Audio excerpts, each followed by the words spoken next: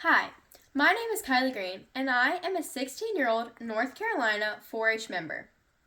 I am the current South Central District 4-H president and a member of the 2025 National Champion Horse Bowl team. It is evident how much I value equine science.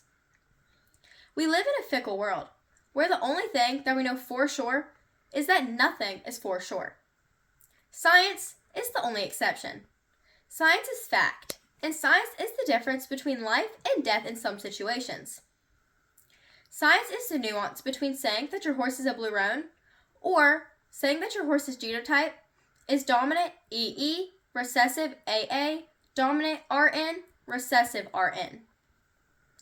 When you're making an important decision, whether it's about your personal horse's health or a broodmare on your breeding farm, science is essential. Equine science encompasses a broad spectrum, and most average horse owners or riders don't plan on becoming the next equine geneticist. I do. However, it is paramount to try to understand and comprehend at least basic equine science. Basics that all equestrians should know include the route and how the digestive system works for colic, common and severe diseases such as influenza, strangles, tetanus, West Nile, or rabies, and, of course, basic anatomy. The average horseman does not need to know that the last 8 ribs on both sides are false, nor do they need to know that the last 18 vertebrae are scientifically called coccygeal, or even that the hip is an anarthrosis joint. But every horseman should know the common bones of the leg and the often injured tendons. Unfortunately, people often think that they can leave the science to their vet. Yet, that is not always the case. Being a knowledgeable horse owner can mean having the ability to detect issues earlier, like one experience of my friend Megan from last year's Horse Bowl team.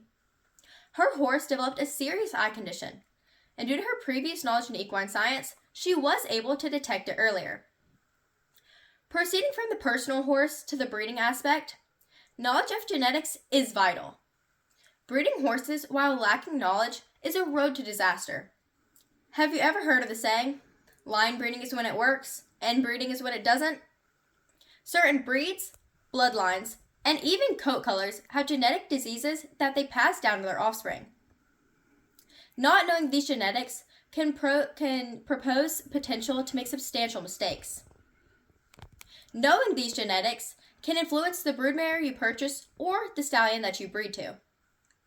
The anatomical side of science can help influence your decision of breeding horses with previous injuries. This could mean choosing if your mare with a previous leg break can handle the stress and weight of carrying a foal to term.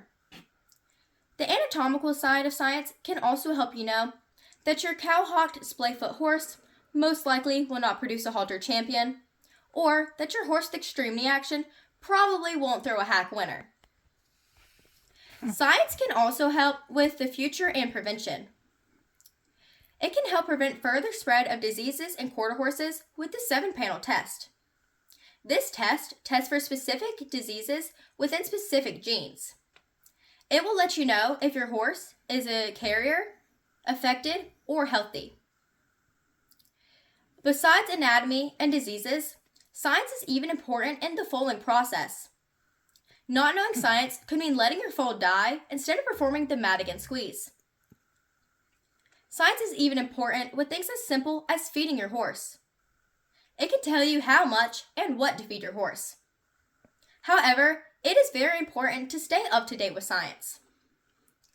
Well, I did say earlier that science is fact, and it is treated as fact. However, as new research comes out and new studies are conducted, we keep learning more. A prime example of this is with the 70-30 rule with feeding horses. This rule was that 30% of your horse's diet should consist of forage, 70% of your horse's diet should consist of forage, and 30% should consist of grain.